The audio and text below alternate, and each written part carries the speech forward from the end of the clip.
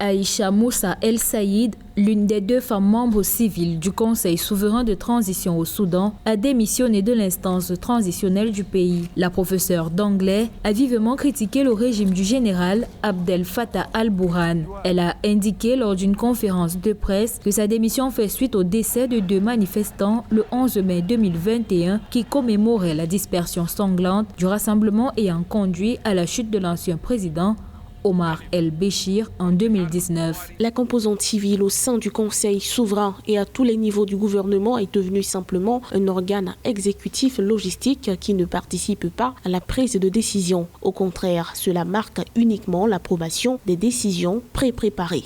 Selon les médias locaux, dans sa déclaration de démission, Aïcha Moussa El Saïd a accusé le gouvernement de transition de retarder la création du Conseil législatif, le 3e organe constitué dans l'accord de partage du pouvoir aux côtés du Conseil de souveraineté et du cabinet. La militante des droits de l'homme, ancienne membre civile du Conseil de transition, a appelé à des réformes radicales du système judiciaire et à des enquêtes rapides sur les meurtres de manifestants pendant et après le soulèvement populaire d'avril 2019.